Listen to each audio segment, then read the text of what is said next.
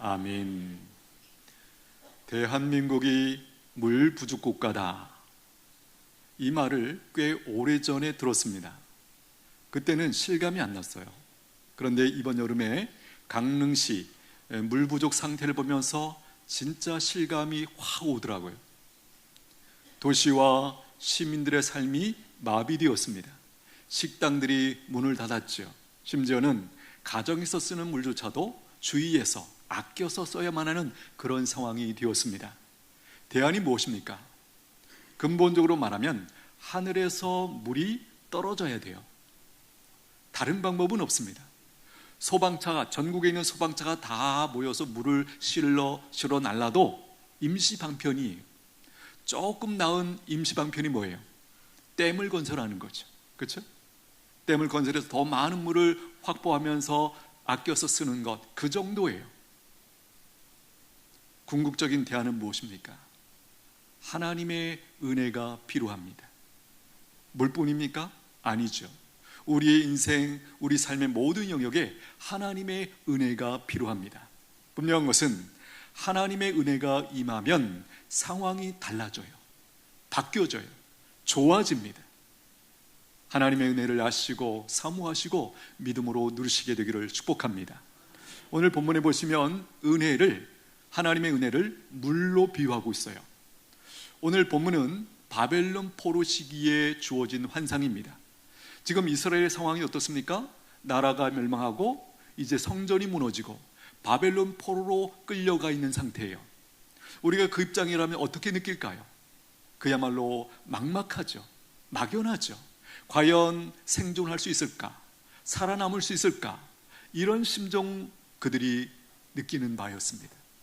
오늘 우리의 상황도 이런 상황일 수 있다고 생각합니다. 우리 삶에 종종 어떤 상황 때문에, 어떤 문제 때문에, 어떤 고난 때문에 이렇게 느낄 때가 있죠. 내가 더 살 수 있을까? 생존할 수 있을까? 과연 내일이라는 것이 내게 가능한 것일까? 이렇게 느껴질 때가 있더라는 것이에요. 이때 하나님께서 성전에서 물이 흘러나와 그 물이 도달하는 곳마다 만물이 다시 살아나는 이 환상을 보여주시면서 위로와 소망과 약속을 주고 계신다는 거예요. 오늘 이 에스겔을 통해서 주시는 이 약속이 오늘 우리에게 주시는 약속으로 붙드시게 되기를 축복합니다. 1절 한번 보십시오. 그가 나를 데리고 성전 문에 이르시니 성전의 앞면이 동쪽을 향하였는데 그 문지방 밑에서 물이 나와 동쪽으로 흐르다가 성전 오른쪽 제단 남쪽으로 흘러내리더라. 여기 중간에 보시면 어디서 물이 흘러나옵니까? 성전의 문지방 밑에서 물이 흘러내리더라. 여기 이제 오른쪽 동쪽 하는데 사실 이것은 우리에게 굉장히 어려운 표현이에요. 그러나 이스라엘 백성 그들은 이게 무슨 얘기인지 선하게 머리로 그리고 있는 그런 상황이죠. 우리가 집중할 것은 그거예요. 성전에서 물이 나와서 그것이 흘러간다라는 것이에요. 성전에서 흘러나온 물이 흘러가서 과연 어떤 결과를 가져올까요? 9절로 가보십니다. 9절. 이 강물이 이르는 곳마다 번성하는 모든 생물이 살고 또 고기가 심히 많으리니 이 물이 흘러 들어가므로 바닷물이 되살아나겠고 이 강이 이르는 각처에 모든 것이 살 것이며. 여기 너무나 소망스러운 단어가 있습니다. 살고 많아지고 되살아나고 모든 것이 살아난다. 그렇죠? 놀라운 것은 되살아나는 것을 넘어서 풍성한 열매를 맺게 된다. 이렇게 말씀합니다. 12절 보십시오. 12절. 강 좌우가에는 각종 먹을 과실나무가 자라서 그 잎이 시들지 아니하며 열매가 끊이지 아니하고 달마다 새 열매를 맺으리니 그 물이 성소를 통하여 나옴이라. 그 열매는 먹을만하고 그 잎사귀는 약재료가 되리라. 여기 끝에 약재료가 된다. 결국 무슨 얘기를 하고 싶어 하는 거죠? 치료가 일어날 것이다. 회복될 것이다. 충만하게 될 것이다. 이 말씀을 이렇게 표현하고 있는 것이에요. 어떻게 12절 자세히 보면 과실나무가 자라고 잎이 풍성해지고 열매가 끊이지 않고 새 열매가 달마다 열리고, 어떻게 이런 일이 벌어지는가? 사실 우리가 아는 것처럼 과일이라는 게 달마다 열리는 게 아니잖아요. 그렇죠? 근데 이것이 어떻게 일어나는가? 끝에 이렇게 됩니다. 그 물이 성소를 통하여 나옵니다. 이 물은 일반적으로 우리가 생각하는 흘러가는 영양분을 담고 있는 그런 물이 아니죠. 성소에서 하나님이 부어주시는 그 은혜의 물이기 때문에 이와 같이 상상도 할 수 없는 이 풍성한 열매가 세 달마다 열매를 맺게 하는 이 은혜를 부어주신다라는 것이에요. 그렇습니다. 우리가 하나님 앞에 나와서 기대할 때, 하나님의 은혜를 구할 때 자꾸 내 수준에서 기대하는 우리의 경향이 있습니다. 아닙니다. 우리가 아무리 크게 높게 잡아도 우리의 생각과 기대를 넘어서는 하나님의 더 크신 은혜가 있다는 것 믿으시게 되기를 축복합니다. 그래서 이 은혜가 임할 때 그야말로 내가 생각하는, 계산하는 수준, 이렇게 되면 이렇게 되겠구나, 그거 아니고 그런 걱정이 필요 없을 만큼 하나님이 크신 은혜로 말미암아 풍성해진다. 모든 이들이 먹고 남음이 있다. 더 나아가 치료가 일어난다. 할렐루야. 결국 이 에스겔, 우리가 보는 이 본문을 통해서 하나님이 하시고 싶어하는 말씀이 뭐예요? 성전을 통해서 흘러나오는 하나님의 은혜가 임하면, 너희들이 하나님의 이 은혜를 받으면 되살아나고 회복되고 풍성한 삶을 살게 된다라는 것이에요. 우리 모두에게도 이런 은혜가 부어지기를 축복합니다. 성경에 보면 하나님의 은혜를 받고 되살아나고 풍성한 인생을 살았던 사람들이 많이 나옵니다. 아니, 더 정확하게 말하면 성경에 등장하는 모든 사람들이 그러한 여유가 있었죠. 누구죠? 하나님 앞에 나올 때 믿음 없이 나오는 사람들, 기대 없이 나오는 사람들, 무리로 구경꾼으로 나오는 사람들에게는 그런 일이 일어나지 않았어요. 그러나 하나님에 대한 믿음을 가지고 기대를 가지고 그렇게 하나님 앞에 나왔던 모든 인생들, 이 은혜를 공급받고 그들의 삶이 달라지고 회복되고 충만해졌다는 것, 여러분 믿으시게 되기를 축복합니다. 특별히 오늘은 다윗의 인생 가운데 임한 하나님의 은혜가 어떻게 일하셨는지, 다윗의 인생을 어떻게 바꾸어 주셨는지, 다윗의 인생을 얼마나 회복시켜 주셨는지, 얼마나 영광스럽게 만들어 주셨는지, 그 하나님의 은혜를 한번 추적해 보려고 합니다.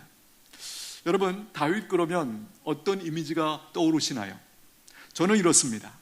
다윗은 어려서부터 용감하고 성실하고 똑똑하고 잘나가고 탁월하고 결국에는 위대한 왕이었다, 이런 그림이 제 머릿속에 금방 떠오릅니다. 예를 들면 다윗의 아버지 이새 8명의 아들들이 있었죠. 어느 날 전쟁이 났습니다. 그래서 위에부터 첫째, 둘째, 셋째가 군대 소집 나이가 돼가지고 이제 군대로 소집을 받았습니다. 전쟁터에 나갔습니다.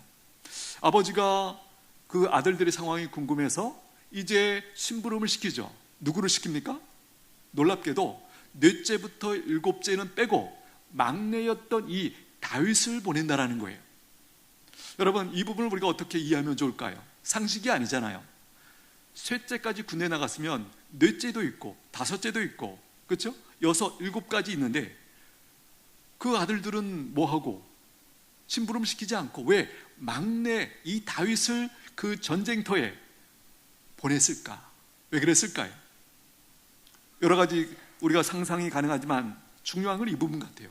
그만큼 다윗에 대해서 아버지가 충성스럽고 믿음직하게 여겼기 때문에 이 다윗을 보낸 것이 아닐까, 그렇게 우리가 충분히 생각할 수 있다는 것이에요.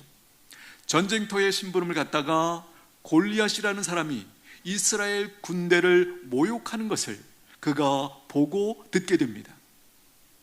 그 당시에 왕부터 해서 모든 장군들이, 이스라엘의 사람들이 다 이렇게 서로 블레셋 군대와 맞서고 있었어요. 근데 누구도 그 모욕하고 있는 골리앗에 대해서 한마디도 못했어요. 제가 나가서 한번 싸워보겠습니다. 이런 사람이 한 명도 없었죠. 그런데 나중에 심부름 왔던 그 당시에 다윗의 나이가 얼마예요? 10대 후반이에요. 이 소년 다윗이 마음에 울분이 일어났죠. 저 세를 받지도 못한 자가, 그렇죠? 어떻게 감히 하나님의 군대를, 하나님을 모욕해? 그러면서 의분이 일어나면서 왕에게 요청하죠. 제가 싸워보겠습니다. 말이 안 되잖아요. 그런데 이 다윗이 왕을 설득하죠.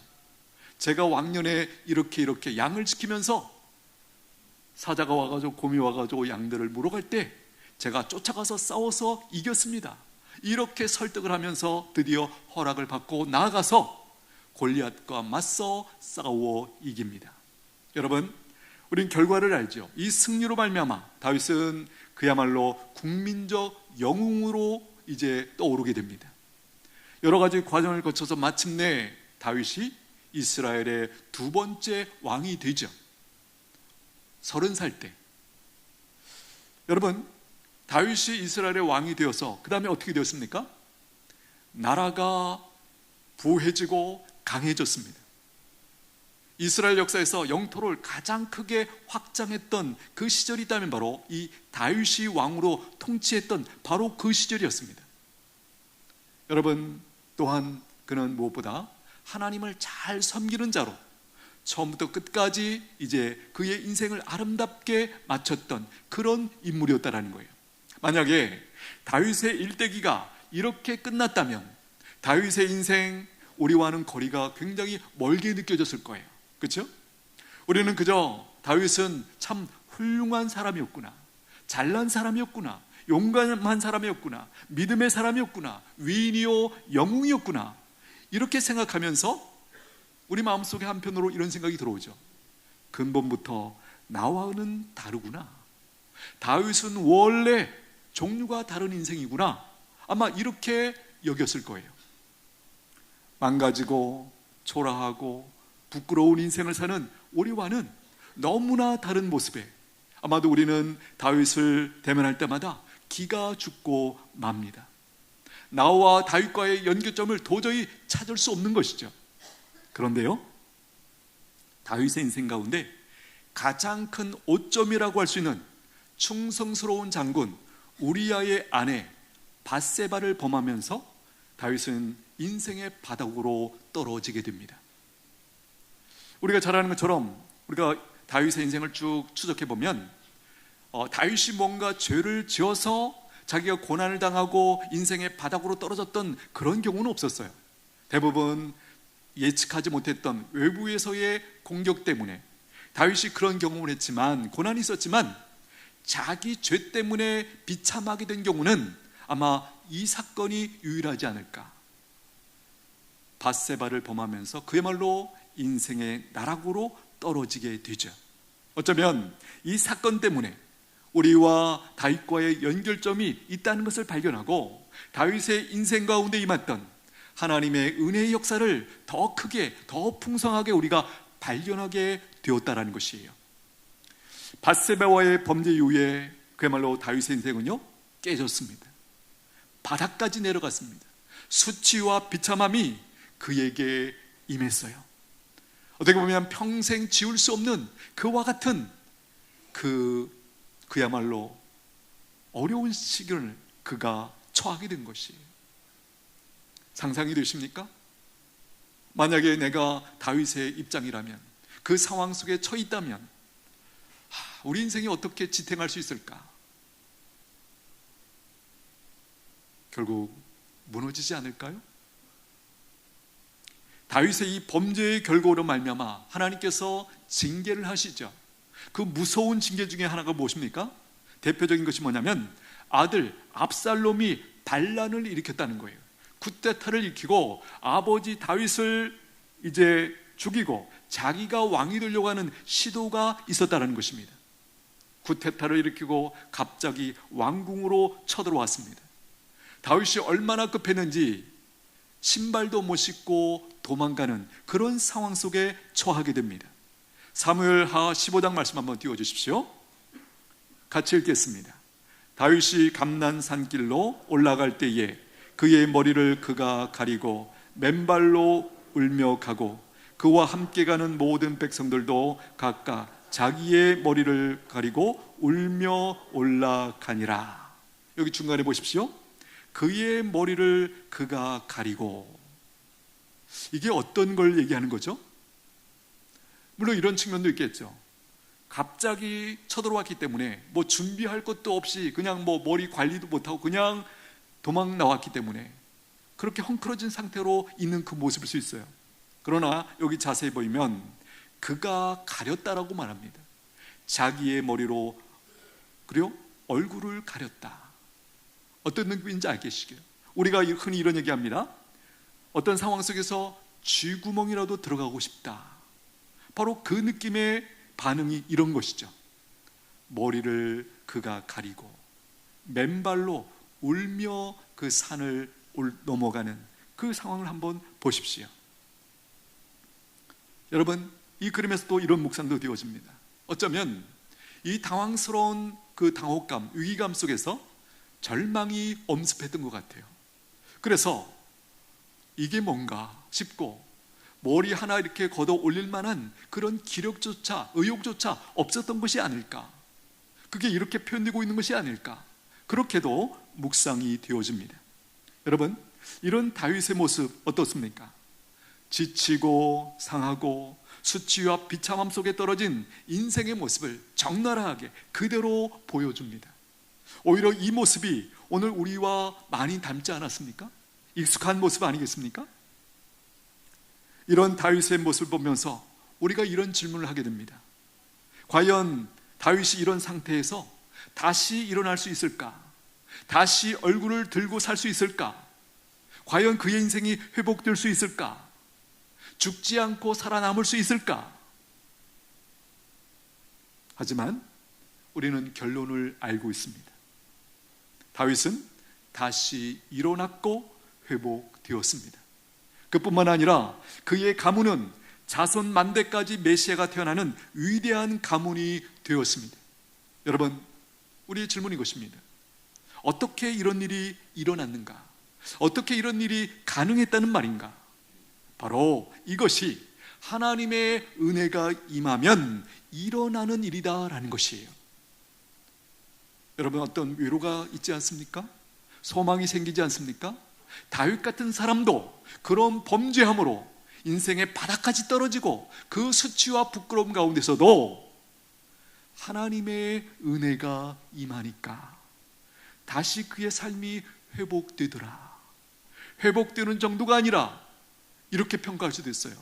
그 이후에 다윗은 하나님 앞에 더 귀한 모습으로, 어떻게 보면 더 영광스러운 모습으로 그의 마지막 인생을 그가 살게 되었다라는 것이에요.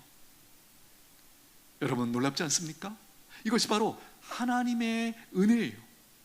아무리 절망적인, 아무리 고통스러운, 아무리 수치스러운 그런 상황, 그런 실패, 그런 상황 속에 있을지라도 하나님의 은혜가 임하면 다시 살아납니다. 우리가 겨울에 보는 느낌은 무엇입니까? 황량하죠. 삭막하죠. 생명이 없습니다. 산이나 들이나 아무것도 안 보입니다. 그러나 봄이 오면 그 아름다운 다시, 그렇죠? 녹음들이 다시 살아납니다. 무엇을 느낍니까? 자기들의 존재가 나아지 살아 있습니다. 하나님의 은혜로 이렇게 다시 살아납니다. 그렇게 고백을 하고 찬양을 하는 것처럼 저는 느껴집니다. 봄이 오면 들로 산으로, 그렇죠? 빛깔이 달라지고 생명력으로 충만해지는 그 모습 보십시오. 그것이 바로 하나님의 은혜가 임할 때 회복되는 역사다라는 것이에요. 분명한 것은 다윗의 인생은 그야말로 은혜로만 설명할 수 있는 인생이라는 거예요. 다른 무엇으로 설명할 수 없습니다. 그의 선함, 그의 능력, 그의 지혜, 그의 용맹, 그 무엇으로 설명될 수 없어요.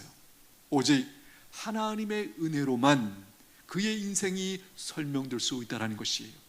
오늘 우리도 마찬가지입니다. 우리의 인생 나조차도 내가 이해할 수 없죠. 그러나 하나님의 은혜가 임하면 우리의 인생 회복될 뿐만 아니라 하나님 앞에 아름답게 쓰임받는 인생으로 바뀌는 줄로 믿습니다. 여러분, 바닥까지 내려간 인생이었으나 하나님의 은혜가 다시 세워주시고 회복시켜주시고 살려주시고 말씀드린 것처럼 영광스러운 인생으로 하나님께서 다시 이끌어 주셨다는 것이에요. 비참하고 수치스럽고 바닥까지 내려간 인생을 사는 오늘 우리도 마찬가지입니다. 하나님의 은혜가 임하면 우리도 다시 일어설 수 있습니다. 믿음이라는 게 뭐죠? 나를 보는 게 아니죠. 나의 실력, 내가 가지고 있는 것, 나의 가능성, 그걸 보는 게 아니에요. 믿음은 나를 불러서 하나님의 백성 삼아주신 그 하나님을 바라보는 거예요. 하나님의 은혜를 기대하는 거예요. 분명한 것은 그분의 은혜를 공급받으면 우리는 살아납니다. 회복됩니다. 다시 힘있게 아름답게 살 수 있는 줄로 믿습니다. 우리 중에는 또 이렇게 변명하는 분들이 있을 수 있습니다. 그래도 내 인생은 달라요. 나는 안 될 거예요. 이렇게 생각하는 분들이 있을 수 있습니다. 마태복음 1장 1절 말씀 한번 띄워주십시오. 같이 읽겠습니다. 아브라함과 다윗의 자손 예수 그리스도의 계보라. 신약 성경 첫 번째 책, 첫 번째 장, 첫 번째 절이 바로 이거죠. 아브라함과 다윗의 자손 예수 그리스도의 계보라. 여기서 아브라함은 무엇을 대표할까? 믿음을 대표하는 인물이고요, 다윗은요 은혜를 대표하는 인물이에요. 사실상 이 족보는 다윗의 계보다 이렇게 평가해도 틀리지 않습니다. 특별히 마태복음 1장 6절 말씀을 우리가 보면 우리를 굉장히 당황스럽게 만듭니다. 한번 띄워주십시오. 같이 읽겠습니다. 이새는 다윗 왕을 낳으니라. 다윗은 우리아의 아내에게서 솔로몬을 낳고. 자, 밀줄그 부분을 자세히 보세요. 원래 이렇게 되는 게 맞죠. 다윗은 그의 아내에게서 솔로몬을 낳고. 원래 이렇게 가야 되는데 뭔가 좀 이상해요. 다윗은 우리아의 아내에게서. 이게 무슨 얘기죠? 다윗은 다른 사람의 아내를 통해서 자기의 아들 솔로몬을 낳고. 좀 이렇게 되어 있는 거거든요. 솔로몬의 아내가 솔로몬의 어머니가 다윗과 재혼했잖아요. 그러면 다윗의 아내라고 기록될 법한데 성경은 굳이 우리아의 아내라 이 사실을 명백하게 여기 기록하고 있다는 거예요. 의도가 뭘까요? 다윗이 위대한 왕이잖아요. 이스라엘 민족 역대 왕 중에 가장 추앙받는, 가장 큰 업적을 남긴 그런 왕인데 이 왕의 이 족보를 적으면서 굳이 이렇게까지 적어야 될까 할 만큼 여기 적나라하게 다윗의 그 오점, 죄악을 여기 기록하고 있다는 거예요. 왜 이렇게 했을까? 그것은 다윗의 후손들, 믿음의 후손들, 오늘 우리를 포함해서 모든 이들이 다윗을 주목하면서 그가 얼마나 위대했는가가 아니고 그가 얼마나 형편없는 인간이었음에도 불구하고 그가 하나님의 은혜 때문에 이와 같이 되살아나고 아름답게 멋지게 하나님 앞에 쓰임받았다, 이 사실을 알려주고 싶은 거예요. 그래서 이 수치스러운 이것을 밝히 드러내고 있어요. 영원히 지워지지 않도록 이렇게 못을 박아 딱 여기 이렇게 적고 있다는 거예요. 심하게 말하면 이게 뭐죠? 낙인을 찍고 있는 거죠. 여러분, 이 사실을 우리가 마주할 때 우리는 이렇게 낙인 찍힌 인생이 다시 살아날 수 있을까? 우리가 그렇게 느낄 때가 있지 않습니까? 우리는 절망으로 사실은 썰려가죠. 하지만 우리는 알고 있습니다. 하나님의 은혜는 낙인 찍힌 인생도 일으켜 주십니다. 할렐루야. 사람들의 평가가 어떠하든지 하나님의 은혜가 임하면 그 인생 새로워지고 하나님 앞에 존귀하게 아름답게 쓰임받을 수 있습니다. 오늘 메시지예요. 하나님의 은혜는요, 그 어떤적인 절망적인 상황보다도, 그 어떤 절망적인 죄보다도, 그 어떤 절망적인 실패보다도 더 강력합니다. 내 인생이 낙인 찍혀 더 이상 소망이 없다고 느껴질 때라도 그것은 우리의 생각일 뿐이에요. 우리의 이 작은 머리에서 나온 합리화예요.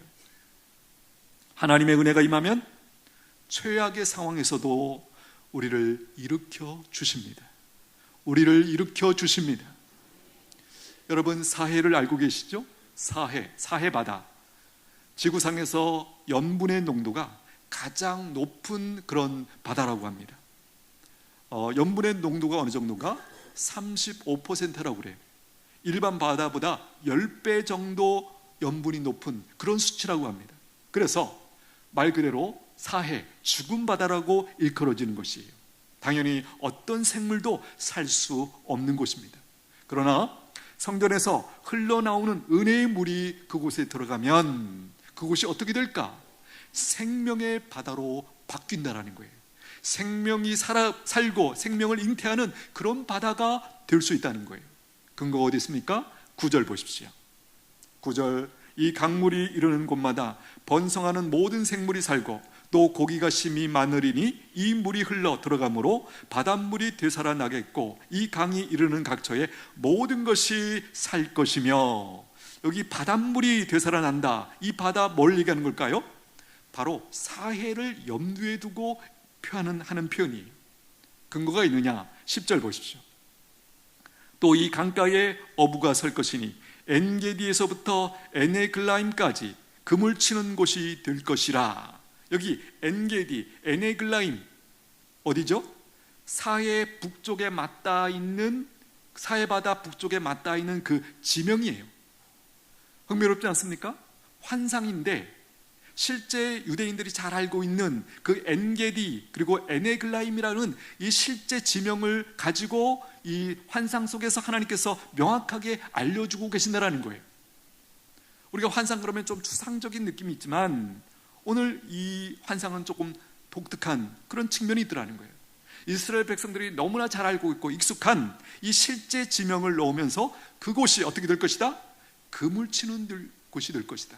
그 사해바다가 생명이 충만한, 고기들이 많은, 그래서 거기서도 이제 고기를 잡는 그런 일이 벌어질 것이다.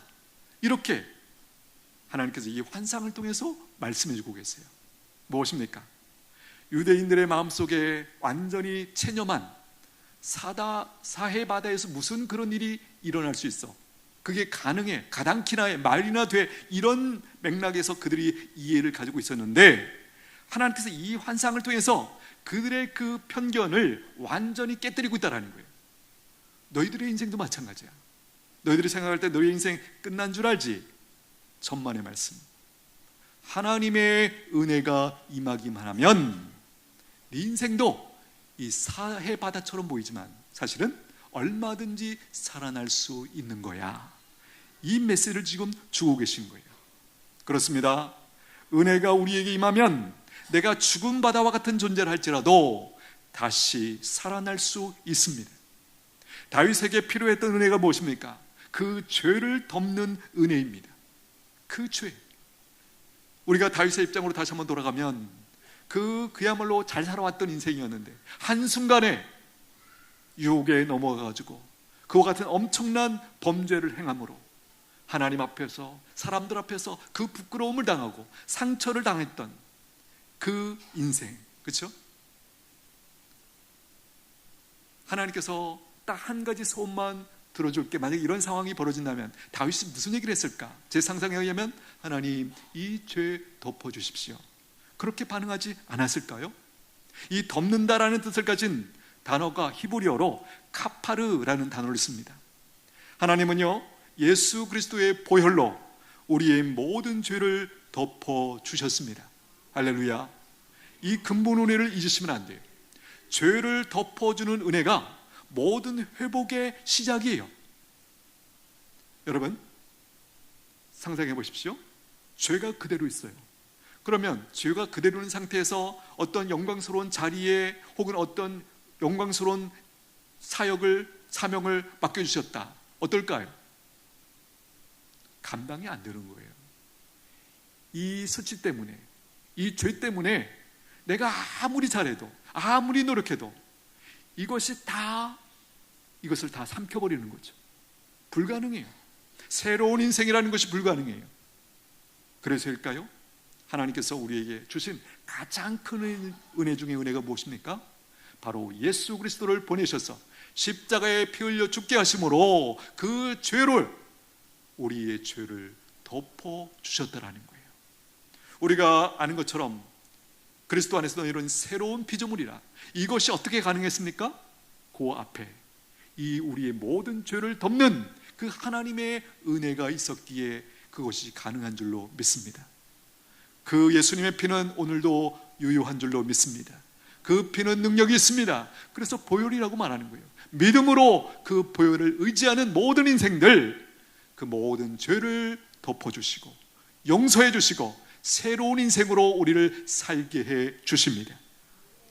이 카파르라는 단어는요, 놀랍게도 노아의 방주에서 나오는 그 방주를 만들고 나무로 만들잖아요. 그리고 물이 들어오지 않도록 역청을 발랐죠. 그 역청이라는 단어와 어원이 같아요.